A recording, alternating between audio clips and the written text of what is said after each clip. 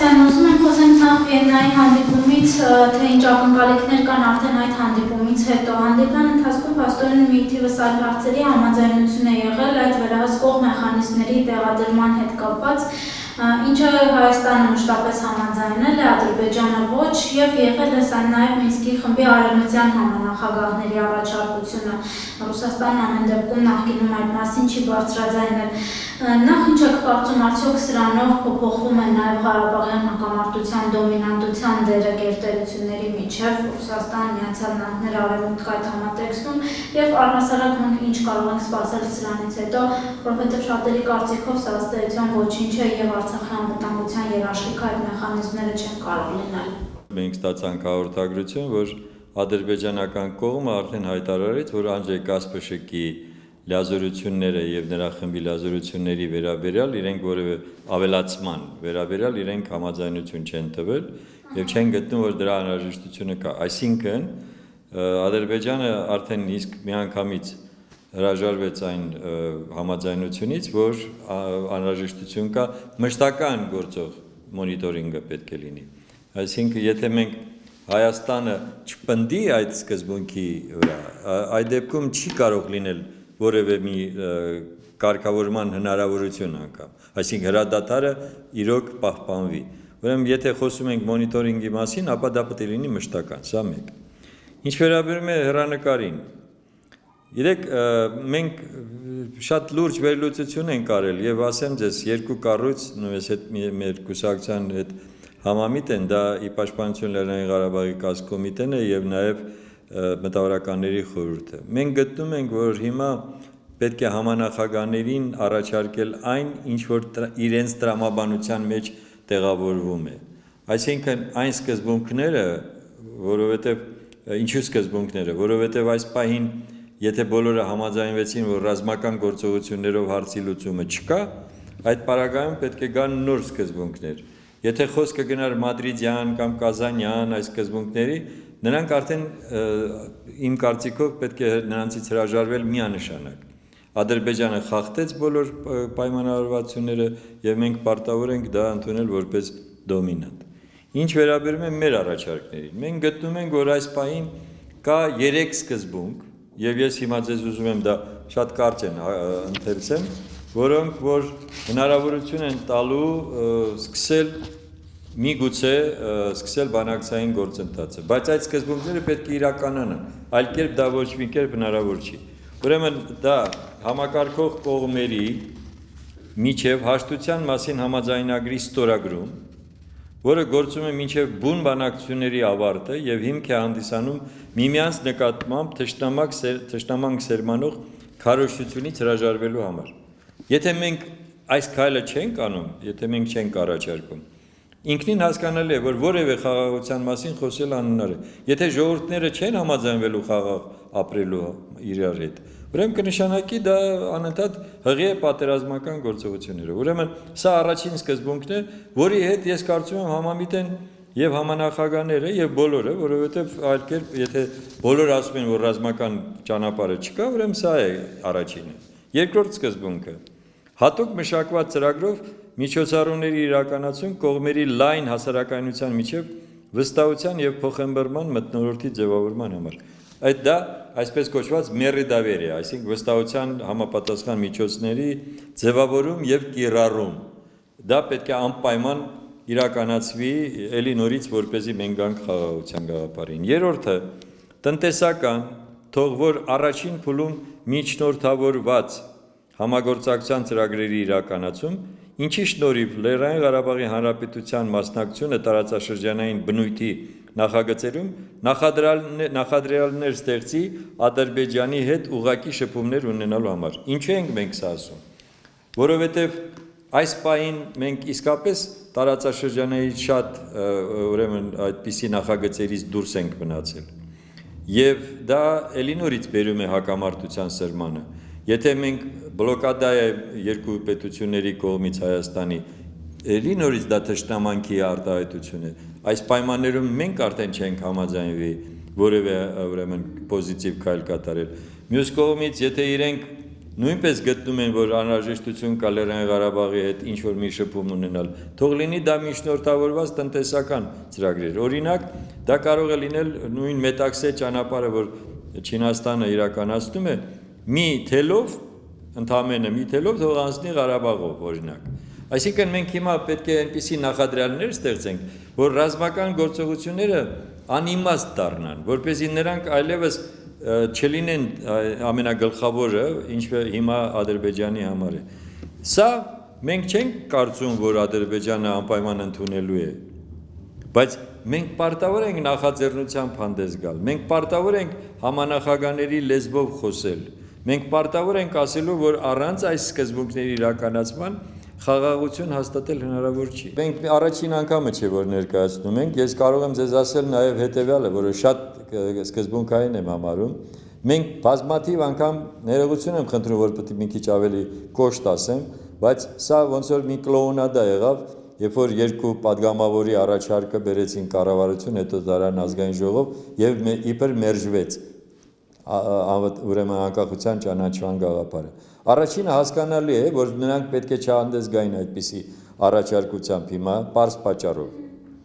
որովհետև մենք բազմիցս ասել ենք, առաջին հերթին պետք է ճանաչել Լեռնային Ղարաբաղի Հանրապետության կազմավորման օրինականությունը։ Ինչ է դա նշանակում։ Մենք պետք է ունենանք համապատասխան փաստարկներ, իրավական փաստարկներ, որոնք հաստատում են, որ Լեռնային Ղարաբաղի Հանրապետությունը իրոք ձևավորվել է ըստ օրենքների եւ միջազգային իրավունքի նորմերի եւ Լեռնային Ղարաբաղի ամբողջ գործողությունները անթերի են իրավական տեսանկյունից։ Մենք այս զենքը չօգտագործեցինք եւ չօգտագործեցինք մի պարզ պատճառով ցավոք սրտի, որովհետեւ հանրապետության առաջին նախագահ, հետո էլ երկրորդ նախագահ ժամանակին վերապահում չարեցին, երբ որ ՄԱԿ-ի անդամ էինք դառնում, հետո էլ Ստամբուլի խարտիայում նույնպես վերապահում չարեցին, որ մենք ճանաչում ենք Ադրբեջանի տարածքային ամբողջականությունը առանց Լեռնային Ղարաբաղի Հանրապետության։ Իմ հարցի սկզբին եմ ուզում վերադառնալ նաև գերտերությունների մասով, որովհետև ակնհայտ է, որ սա միայն Հայաստանի եւ Ադրբեջանի, այսպես ասեմ, կռիվը չէ եւ հետաքրքրությունը մեր տարածաշրջանում մեծ է Արևմուտքի եւ նաև Ռուսաստանի մասով։ Ռուսաստանը մշտապես էլ ավելի խորը ներկայություն է ունեցել մեր տարածաշրջանում եւ հետաքրքրված է եղել նաև խաղաղապահ զորքերի տեղակայմամբ այնտեղ շփման գծում։ Հիմա այս համաձայնությունը Ռուսաստանի Վիեննայում տեղի ունեցած հանդիպման ընթացքում վերահսկող մեխանիզմների հետ կապված ինչ որ չափով նահանջ մեր տարածաշրջանից եւ հակամարտության կարգավորումից կարող ենք համարել, թե ոչ։ Բացարձակ ոչ, որովհետեւ ես այս հարցում տեսնում եմ երեք կողմերի բացարձակ նույն դիրքորոշումը եւ Քերին Լավրովի հետ են այդ ամբողջը բանակցել եւ քննարկել եւ Ֆրանսիայի, այսինքն եվրոպական կառույցները Ռուսաստանի կողմից վերահսկող մեխանիզմների հետ կապված համաձայնություն չկար, նրանք Ուրեմն, երբ որ նրանք ասում են վերահսկող մեխանիզմներ, թող այդ դեպքում ես կարծում եմ Միացյալ Նահանգները շատ էլ հնարավորություն ունեին Բաքվին պարտադրելու դա, եթե ուզում էին իրականում դա անել։ Եկեք մենք այդ գերտերություններին իրար դեմ չհանենք մեր հարցի պատճառով։ Հակառակը, մենք պետք է ամեն ինչ անենք, որպես այդ երեք տերությունները միանշանակ դիրքորոշում ունենան, որը ի նպաստ է մեզ համար, Հայաստանի համար, հայ ժողովրդի համար։ Սա ամենակարևորն է, ոչ թե Ռուսաստանը այս քայլը սենց արեց, ես էլ ձեզ հիմա օրինակներ բերեմ, թե Միացյալ Նահանգները ինչու այսպես արեցին կամ Ֆրանսիան։ Խնդիրը մեր հստակ է։ Մենք պարտավոր ենք այնպիսի տարբերակ իրենց ներկայացնենք, ել եմ կրկնում, իրենց տրամաբանության համապատասխան, ինչու, որովհետև եթե դուք գնացել եք նրա մոտ որպես դատավորի, կամ նրան մոտ որպեսզի նա քեզ օգնի այս քո հակամարտողի հետ համաձայնության գալու, ուրեմն նա երբևիցե իր վրա չի վերցնի այդ պատասխանատվությունը մեկին մեղադրելու, մյուսին արդարացնելու, դա բացառվում է։ Նա պետք է ամեն կերպ ամեն ինչ անի, որպես այդ երկու կողմերը ինչ որ ձևով հաշտեցվեն։ Հիմա մենք դրա համար ասում ենք, որ պետք է մտածել, թե ինչ անենք, որ նրանց տրամաբանությունը մեր տրամաբանության հետ համաձայնեցված լինի եւ իշահ նաեւ մեզ լինի։ Մենք միանշանակ հայտարարում ենք, պետք է մադրիդյան սկզբունքներից միանշանակ հրաժարվել։ Սա այն պահն է, երբ որ դա մենք իրավունք ունենք անելու եւ ուշացնելը դա ուղղակի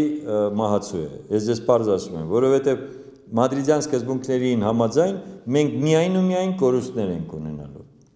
Ուստի մենք դա ներկայացրեցինք այն սկզբունքները, որոնք որ հնարավորություն են տալիս այո, այս պահին ստատուս քվոն պահպանելու, բայց ոչ թե սառեցված, այլ գործողության մեջ պահպանելու եւ որը կարող է բերել իրական բանակցությունների։ Եթե ամփոփենք մեր զրույցը, դուք Սերժ Սարգսյանի այն ինքնաթիռին տված այդ ասուլիսից եւ առհասարակ հանդիպումից հետո իշխող կուսակցության գնահատականներից ինչ տպավորություն եք ստանում։ Տեսեք, խոսելով հողերի մասին, այն դիրքերի մասին, որ մենք կորցրել ենք, Սերժ Սարգսյանն նշում է, որ դրանք չարժեն այն զինվորի արյունը, որը թափվել է այդտեղ եւ այլն, եւ արդեն կան այնպիսի տեսակետներ, որ եթե հնչում են նման կարծիքներ, ապա հնարավոր է հետագայում եւս լինեն զիջումներ այդ նույն հիմնավորմամբ։ Քանի որ ձեր խոսքում նշեցիք Մադրիդյան սկզբունքներ, հարցը հենց այդ կոնտեքստում է, որը ներառում է բոլոր 7 տարածքների վերադարձը Ադրբեջանին։ Ես իհարկե համաձայն եմ, որ մեր զինվորի կյանքը ամենաթանկն է եւ իհարկե պետք չի զոհաբերել հանուն ասենք 1 մետր հողայի տարածքի համար, բայց եկեք գանք այն մյուս տեսանկյունից։ Կնշանակի, որ նրանց հարձակման փաստը իրականում բերել է հանգարցակի մեր կողմին, որովհետև եթե մենք այդպիսի կորուստներ ենք ունեցել տարածքային նաև, կնշանակի, որ մենք այդ պահին չենք սպասել հարձակմանը, որովհետև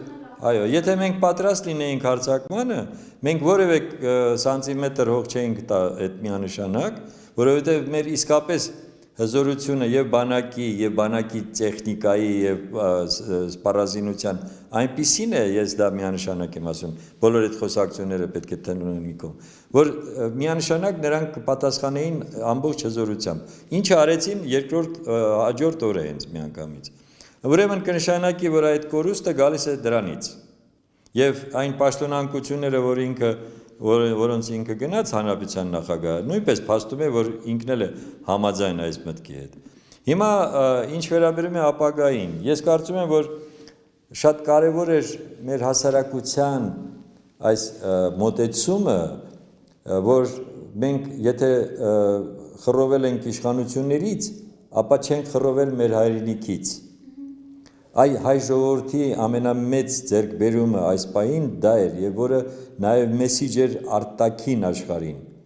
որ հայ ժողովուրդը կարող է իր իշխանությունների հետ տարաձայնություններ, չասեն անգամ շատ ավելի վատ հարաբերություններ ունենալ,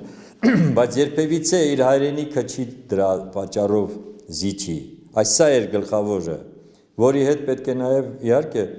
իշխանությունները հաշվի նստեն։ Այնպես որ ես կարծում եմ ապագայում որևէ մեկը եթե որևէ քայլ պետք է անի, պետք է հաշվի առնի, որ հասարակությունը միանգամից համախմբվելու է, երբ որ հայրենիքին վտանգ է սպառնալու, կապ չունի թշնամու կողմից, թե մի այլ կողմից։